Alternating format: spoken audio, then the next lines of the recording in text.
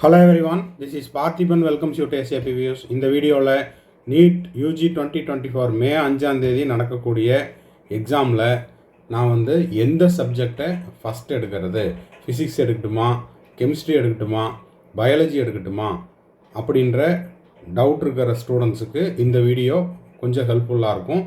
So வீடியோவை skip பண்ணாமல் கடைசி வரைக்கும் பாருங்கள்.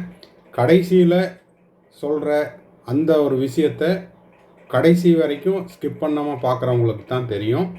ஸோ நடுவில் ஸ்கிப் பண்ணிவிட்டு டைரெக்டாக லாஸ்ட்டில் போனீங்கன்னா நடுவில் சொல்கிற விஷயம் புரியாது. அதனால் எந்த ஒரு வீடியோ போஸ்ட் பண்ணாலும் கடைசி வரைக்கும் முழுமையாக பாருங்கள். இப்போது நீட் 2024க்கு நம்ம கம்ப்ளீட் கைடன்ஸ் ஒரு பெய்டு சர்வீஸில் நம்ம கொடுத்துட்ருக்குறோம். தேவைப்படுறவங்க ஸ்க்ரீனில் தெரிகிற என்னோடய நம்பருக்கு காண்டாக்ட் பண்ணி அதை பற்றின டீட்டெயில்ஸை நீங்கள் பெற்றுக்கொள்ளலாம். இந்த கம்ப்ளீட் கைடன்ஸ் அப்படிங்கிறது நீங்கள் நீட் அப்ளிகேஷன் போட்ட டேட்டில் இருந்து நீங்கள் காலேஜில் போய் ஜாயின் பண்ணுற வரைக்குமான அனைத்து தகவல்களும் அனைத்து அப்டேட்ஸையும் உங்களுக்கு உடனுக்குடனாக த்ரூ வாட்ஸ்அப்பில் நம்ம அப்டேட் பண்ணிடுவோம். வாட்ஸ்அப் மட்டும் இல்லாமல் உங்களுக்கு எந்த ஒரு டவுட்ஸ் இருக்குது அப்படின்ற மாதிரி இருந்தாலும் உடனடியாக நீங்கள் நேருக்கு நேராக ஜூம்லேயும் மீட் பண்ணிக்கலாம், இல்லைன்னா வாட்ஸ்அப் வீடியோ கால்லையும் மீட் பண்ணிக்கலாம், ஃபோன்லேயும் பர்சனலாக இன்ட்ராக்ட் பண்ணிக்கலாம். உங்களுக்கான டவுட்ஸ் எல்லாத்தையும் அப்பப்போ கிளாரிஃபை பண்ணிக்கலாம். தமிழ்நாடு மெடிக்கல் கவுன்சிலிங் ஆகட்டும், ஆல் இண்டியா கோட்டா கவுன்சிலிங் ஆகட்டும், இல்லை பாண்டிச்சேரி சென்டாக் கவுன்சிலிங் ஆகட்டும், இதில் உங்களுக்கு உங்களுடைய கட் ஆஃப் மார்க்குக்கு எந்தெந்த ரவுண்டில் பாசிபிலிட்டிஸ் இருக்குதோ எல்லா ரவுண்ட்லேயும் நீங்கள் கலந்துக்கிட்டு டே 1ல் நீங்கள் போய் சேர்ற வரைக்குமான முழு தகவல்களையும் இதில் நம்ம ஒரு பேக்கேஜ் மாதிரி கொடுத்துருக்குறோம். தேவைப்படுறவங்க இதை பற்றின டீட்டெயில்ஸை ஸ்க்ரீனில் தெரிகிற நம்பருக்கு கால் பண்ணி கிளியர் பண்ணிக்கலாம். அடுத்த விஷயம், எனக்கு அப்பப்போ மட்டும் டவுட் வருங்க சார், அந்த டவுட்ஸை மட்டும் கிளாரிஃபை பண்ணணும் அப்படின்னாலும் நம்ம அதுக்கான சர்வீஸும் கொடுத்துட்ருக்குறோம். தேவைப்படுறவங்க அந்த டீட்டெயில்ஸையும் ஸ்க்ரீனில் தெரிகிற நம்பருக்கு காண்டாக்ட் பண்ணி கிளியர் பண்ணிக்கலாம். அடுத்தது, நீட் 2024க்கு ப்ரிப்பேர் பண்ணிகிட்ருக்கிற ஸ்டூடெண்ட்ஸுக்கு study materials and question papers நம்ம கொடுத்துட்ருக்குறோம். தேவைப்படுறவங்க ரிமைனிங் இருக்கிற இந்த 50+ டேஸில் உங்களுடைய மார்க்கை இன்னும் கொஞ்சம் பூஸ்டப் பண்ணிக்கணும் அப்படின்னா நம்ம கொடுத்துட்ருக்கிற இந்த ஸ்டடி மெட்டீரியல்ஸ் அண்டு கொஸ்டின் பேப்பர்ஸை வாங்கி ப்ராக்டிஸ் பண்ணி உங்களுடைய டோட்டலை இன்க்ரீஸ் பண்ணிக்கலாம். ஓகே, இப்போது மே 5ஆம் தேதி நடக்கிற எக்ஸாமுக்கு நான் எந்த சப்ஜெக்டை ஃபஸ்ட் எடுக்கணும் அப்படிங்கிறதுக்கான விளக்கம் இந்த வீடியோவில் இருக்குது. வாங்க வீடியோக்குள்ளே போகலாம். இப்போது ஸ்க்ரீனில் நீங்கள் பார்த்துட்ருக்கிற இந்த நியூஸ் அப்டேட், அதாவது நியூஸ் லெட்டர் அப்படிங்கிறது இந்தியன் எக்ஸ்பிரஸ் தமிழில் வந்த செய்தி தொகுப்பு. இதை நீங்கள் முழுமையாக பாருங்கள். வீடியோவை ஸ்டார்ட் பண்ணுறதுக்கு முன்னாடி இந்த இடத்துல நம்ம ஸ்ட்ராங்காக ஒரு டிஸ்க்ளைமர் கொடுத்துடலாம். பொறுப்பு தரப்பு என்னது அப்படின்னா, இந்த தகவல்கள் அப்படிங்கிறது இந்த செய்தித்தாளில் வந்தது. அது மட்டும் இல்லாமல் உங்களுக்கு தான் தெரியும், உங்களுக்கு அப்படிங்கிறது நம்ம ஸ்டூடெண்ட்ஸை சொல்லிகிட்ருக்குறோம். ஸ்டூடெண்ட்ஸ் நீங்கள் எந்த சப்ஜெக்டில் ஸ்ட்ராங், எந்த சப்ஜெக்டில் வீக், இப்போ இது வரைக்கும் நீங்கள் கோச்சிங் சென்டர் ஆகட்டும், இல்லை செல்ஃப் ஸ்டடி பண்ணுறவங்களா இருக்கட்டும், மார்க் டெஸ்ட் எழுதி பார்த்துருப்பீங்க.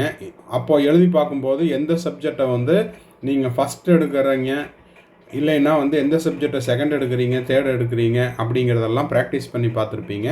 ஸோ நீங்கள் அக்கார்டிங் டு த சுச்சுவேஷன் அப்படிங்கிறது மே 5ஆம் தேதி நான் சொல்கிறேன். அப்போது அந்த தேதியில் உங்களுக்கான கொஸ்டின் பேப்பரில் எது வீக், உங்களுக்கு எது ஸ்ட்ராங், எந்த ஏரியா வீக், எந்த சப்ஜெக்டில் நீங்கள் ஸ்ட்ராங் அப்படிங்கிறதெல்லாம் உங்களுக்கு தெரியும். பேப்பரை பார்த்துட்டு அதுக்கு ஏற்றாற் போல் நீங்கள் அந்த அந்த ப்ரெசன்ஸ் ஆஃப் மைண்டில் நீங்கள் அதுக்கு தகுந்த மாதிரி ஒரு டிசிஷன் எடுத்துக்கோங்க. ஓகே, இப்போது இந்த நியூஸ் லெட்டரில் என்ன சொல்லியிருக்கிறாங்க அப்படிங்கிறத பார்த்துடலாம். நீட் யூஜி தேர்வில் எந்த வரிசையில் கேள்விகளை தீர்க்க வேண்டும். இந்த லெட்டர் போஸ்ட் பண்ண டேட் பார்த்தீங்கன்னா 11th March 2024. ஓகேங்களா, நேற்று நைட்டு 7:29க்கு இந்த லெட்டர் போஸ்ட் பண்ணியிருக்காங்க. சரி, இப்போது நீட் தேர்வில் எந்த பகுதியில் உள்ள கேள்விகள் முதலில் விடையளிக்க வேண்டும்? சரி, இப்போது நீட் தேர்வில் எந்த பகுதியில் கேள்விகளுக்கு முதலில் விடையளிக்க வேண்டும்?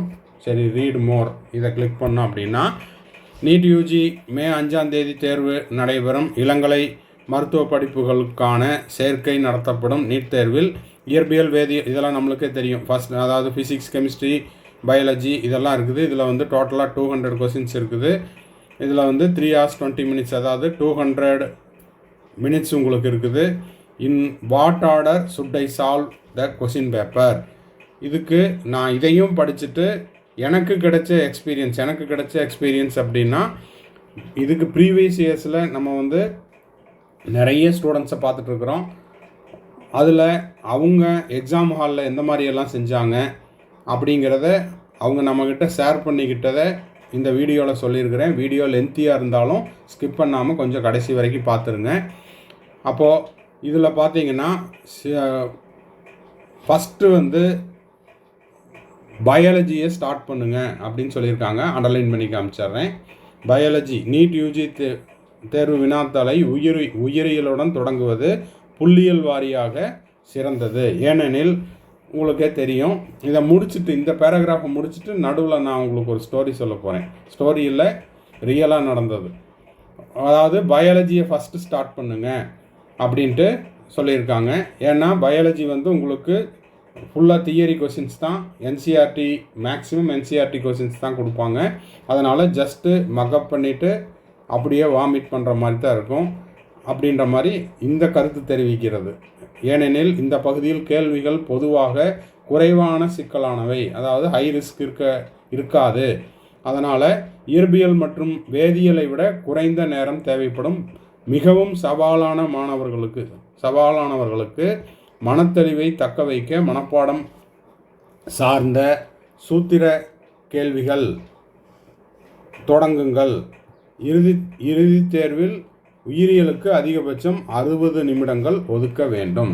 சரி, அப்போ ஃபஸ்ட்டு வந்து பயாலஜி எடுத்துக்கிட்டு அதுக்கப்புறம் சேலஞ்சிங் கொஸ்டின்ஸ் இருக்கிற சப்ஜெக்டு கெமிஸ்ட்ரியோ ஃபிசிக்ஸோ அக்கார்டிங் டு யுவர் ஆர்டர் நீங்கள் வந்து யூ கேன் சூஸ் அப்படின்ற மாதிரி எடுத்துக்கோங்க அப்படின்ற மாதிரி சொல்லியிருக்காங்க.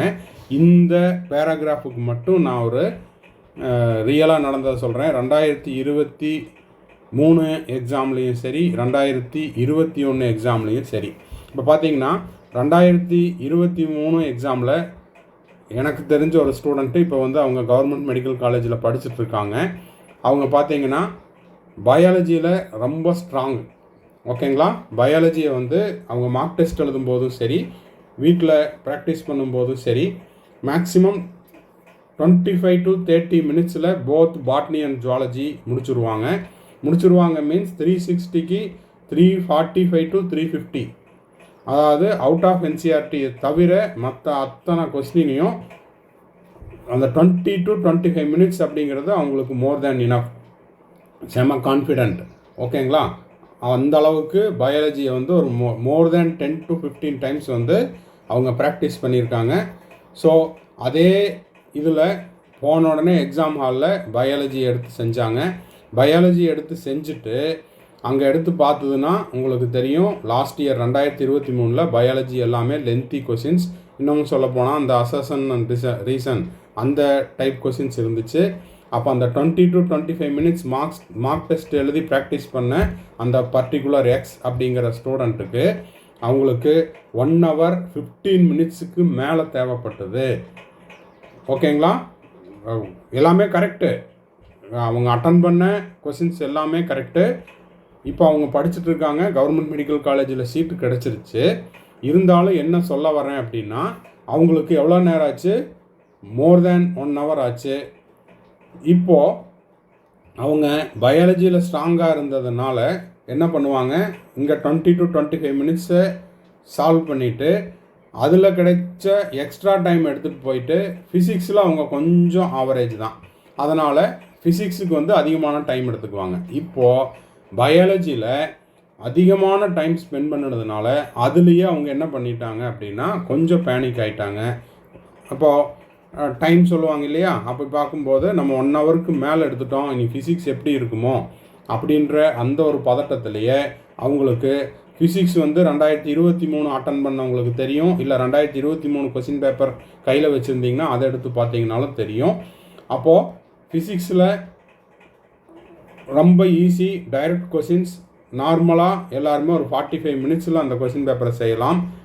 இப்போது இவங்களுக்கு வந்து ஃபிசிக்ஸுக்கான டைம் பத்தலை. ஸோ நல்லா தெரிஞ்ச ஒரு 5 to 10 கொஸ்டின்ஸுக்கு பக்கம் அவங்க வந்து ஃப்ளூக்கில் தான் போட்டாங்க. இப்போ எதுக்காக சொல்கிறேன்னா, அவங்களுக்கு கவர்மெண்ட் காலேஜ் கிடச்சிருச்சு, இருந்தாலுமே கூட அந்த கிடைச்ச மார்க் அப்படிங்கிறது அவங்களுக்கான அந்த ட்ரீம் காலேஜை வந்து அவங்களால செலக்ட் பண்ண முடியவில்லை. இப்போ நான் சொல்கிறது உங்களுக்கு புரியும்னு நினைக்கிறேன். காலேஜ் நேமையும் சொல்ல விரும்பலை, ஸ்டூடெண்ட் நேமையும் சொல்ல விரும்பலை. ஏன்னா அது வந்து அவங்களுடைய தனிப்பட்ட விவரங்கள் அப்படிங்கிறதுனால அதை வந்து சொல்லக்கூடாது. ஸோ அந்த ஸ்டூடெண்ட் வந்து கவர்மெண்ட் காலேஜில் சீட்டு கிடச்சிருச்சு, ஆனால் அவங்க அதுக்கு மேலேயே மார்க் வாங்கிட்டு அதுக்கு மேலேயே ஒரு நல்ல ஒரு காலேஜை செலக்ட் பண்ணக்கூடிய கேப்பபிலிட்டி இருக்கிற ஸ்டூடெண்ட் தான். ஓகேங்களா? ஸோ இதில் என்னதாங்க சார் சொல்ல வர்றீங்க அப்படின்னா, நீங்கள் வந்து இப்போ 50+ டேஸ் இருக்குது. இந்த 50+ டேஸில் நீங்கள் இது என்ன பண்ணலாம்னா ஒரு ட்ரையல் அண்ட் எரர் மாதிரி செஞ்சு பார்க்கலாம். ஃபஸ்ட்டு நீங்கள் ஒரு பயாலஜி எடுத்து பாருங்கள். ஓகேவா? அந்த பேப்பர் நீங்கள் இதுக்கு முன்னாடி ப்ராக்டிஸ் பண்ணாத ஃப்ரெஷ் பேப்பராக இருக்கணும். கொஸ்டின் பேப்பர் வந்து ஃப்ரெஷ்ஷான ஒரு கொஸ்டின் பேப்பராக இருக்கணும். இதுக்கு முன்னாடி நீங்கள் செஞ்சு பார்க்காத ஒரு கொஸ்டின் பேப்பராக இருக்கணும். ஓகேவா? அந்த மாதிரி ஒரு பேப்பரில் ஒரு டெஸ்ட்டில் நீங்கள் வந்து ஃபிசிக்ஸ் எடுத்து அட்டன் பண்ணி பாருங்கள். நான் வந்து ஃபிசிக்ஸில் ரொம்ப ஸ்ட்ராங் சார் அப்படின்றவங்க ரொம்ப சேலஞ்சிங்காக இருக்கக்கூடிய ஒரு பேப்பர் எடுத்து, ரொம்ப லென்த்தியாக இருக்கக்கூடிய ஒரு கொஸ்டின் பேப்பர் எடுத்து அதில் ஃபிசிக்ஸ் எடுத்து செஞ்சு பாருங்கள். எவ்வளோ டைம் ஆகுது? அதனால் அந்த டைம் அதிகமாக இழுக்கிறனால உங்களால் பயாலஜியை வந்து அந்த குறிப்பிட்ட டைமுக்குள்ளே நீங்கள் வந்து ரெகுலராக மெயின்டைன் பண்ணிகிட்ருக்கிற அந்த மார்க்கை டச் பண்ண முடியுதான்னு பாருங்கள். இன்னொரு டெஸ்ட்டில், இன்னொரு மார்க் டெஸ்ட்டில் நீங்கள் வந்து இன்னொரு ட்ரையல் அண்ட் எரர் செஞ்சு பார்க்கலாம். கெமிஸ்ட்ரி எடுத்து பாருங்கள், இன்னொன்றில் பயாலஜி எடுத்து பாருங்கள். ஓகேவா? அப்போது இந்த மாதிரி தான் ப்ராக்டிஸ். ஓகேங்களா? Practice makes the man perfect அப்படின்ற மாதிரி நம்ம செஞ்சு பார்க்கணும். இது எல்லாம் செஞ்சாலுமே உங்களுக்கு மே 5ஆம் தேதி அப்படிங்கிறது மிக முக்கியமான அந்த நாள். அப்போ நீங்கள் அங்கே கொஸ்டின் பேப்பரை பார்த்துட்டு நீங்கள் அங்கே போயிட்டு எக்ஸாம் ஹாலில் அந்த ஒரு அட்மாஸ்பியருக்கு தகுந்த மாதிரி நீங்கள் ஒரு டிசிஷன் எடுங்க. இதை நம்ம ஏன் திரும்ப சொல்கிறோன்னா, வருஷம் நிறைய ஸ்டூடெண்ட்டை பார்க்குறோம். ஏன்னா அவங்க நான் ஸ்ட்ராங் அப்படின்னு சொல்கிற இடத்துல ஸ்லிப் ஆகியிருக்காங்க. ஓகேங்களா? நான் வீக் அப்படிங்கிற இடத்துல அவங்க வந்து நல்லா செய்யணும், டைம் அதிகமாக எடுத்துக்கணும் அப்படின்னு நினைக்கிற டைம் வந்து இந்த மாதிரி கொஸ்டின் பேப்பர் லென்த்தியாக இருந்ததுனால அந்த ஷார்ட்டேஜ் ஆஃப் டைம் வந்து அவங்க இந்த எக்ஸ்ட்ரா டைம் போடக்கூடிய அந்த சப்ஜெக்ட்டுக்கு அவங்களால யூட்டிலைஸ் பண்ணிக்க முடியவில்லை. சரி, இப்போது இதை கண்டினியூ பண்ணலாம். நீட் யூஜி தேர்வில் இயற்பியல் மற்றும் வேதியியலுக்கு மாணவர்கள் 3 சுற்று உத்தியை கைப்பிடிக்க வேண்டும். அதாவது 3 ரவுண்டாக பிரிச்சுக்க சொல்லியிருக்காங்க. ஃபஸ்ட் ரவுண்டில் வந்து ஃபிசிக்ஸ் அண்ட் கெமிஸ்ட்ரிக்கு ஃபார்முலா ஓரியன்டட் கொஸ்டின்ஸை ஃபஸ்ட் அட்டன் பண்ணணும். சேலஞ்சிங் கொஸ்டின்ஸை வந்து லாஸ்ட்டாக வச்சுக்கணும். அதுபோக தியரி ஓரியன்டட் கொஸ்டின்ஸை ஃபஸ்ட் எடுத்து செஞ்சுக்கணும்.